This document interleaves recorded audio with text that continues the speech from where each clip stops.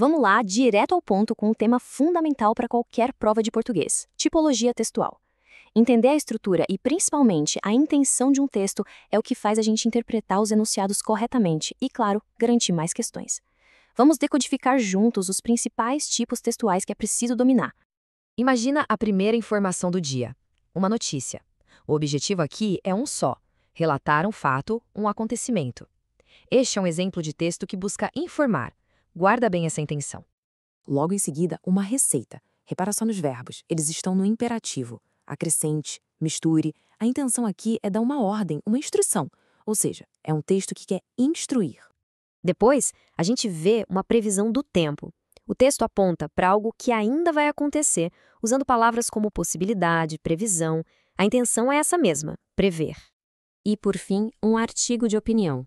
Percebe que aqui a coisa muda? Ele não está só informando, ele está defendendo um ponto de vista. A intenção é muito clara: convencer, persuadir. Cada um desses textos usa palavras, claro, mas cada um tem uma função totalmente diferente. É essa função, essa intenção, que define a tal da tipologia textual. Tá, mas e na hora da prova? Como é que uma banca de concurso espera que a gente identifique a intenção por trás de cada texto? É exatamente isso que vamos estruturar agora. A primeira coisa a entender, o segredo, é que a tipologia textual é definida pela intenção comunicativa de quem escreve. É o objetivo por trás do texto. Pensa assim, ó, a tipologia é como uma caixa de ferramentas. Para cada trabalho que o autor quer fazer, ele escolhe uma ferramenta específica. Se o trabalho é construir uma história, ele usa uma ferramenta. Se é defender uma ideia, ele usa outra, completamente diferente.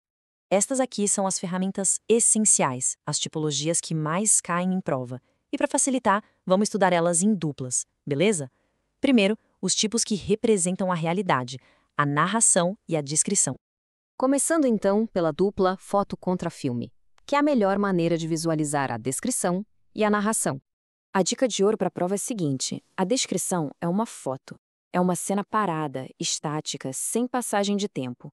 O que manda aqui são os adjetivos, as características.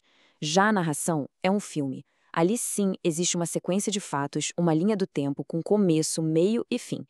O foco total está nos verbos de ação e nessa progressão do tempo.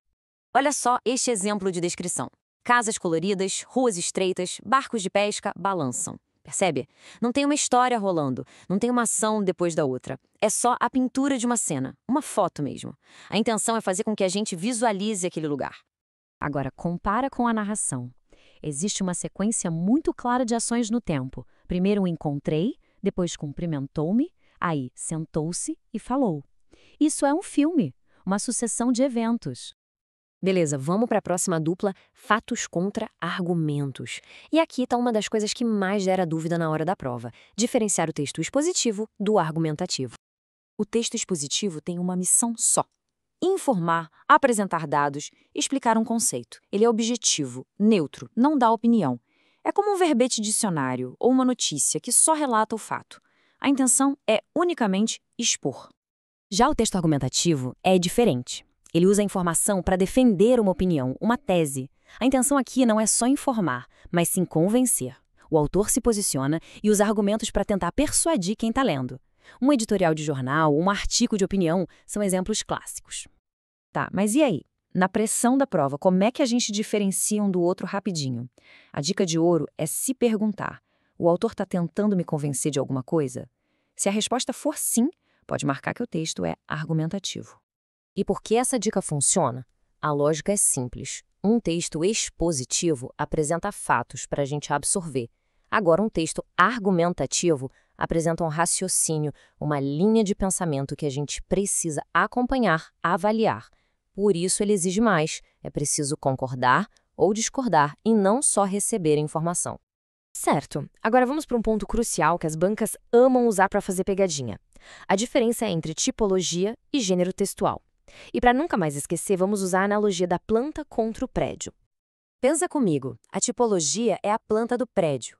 É a estrutura base, a intenção, como narrar ou argumentar. O gênero é o prédio já construído, pronto. É a forma social que o texto assume no nosso dia a dia, como um romance, um e-mail, uma receita ou uma bula de remédio. Resumindo, tipologia é a função, gênero é a forma. Vamos ver na prática. A tipologia argumentativa, que é a nossa planta, pode se materializar em vários gêneros, ou seja, vários prédios diferentes. Pode ser um artigo de opinião, uma carta aberta para a comunidade, um editorial e até um e-mail para um político. A intenção, a planta, é a mesma em todos eles, mas a forma social, o prédio, muda. Entender essa estrutura toda é fundamental. Uma questão de prova pode pedir para identificar a tipologia que predomina no texto, ou pode pedir justamente para diferenciar o gênero da tipologia. Dominar isso é garantir pontos preciosos.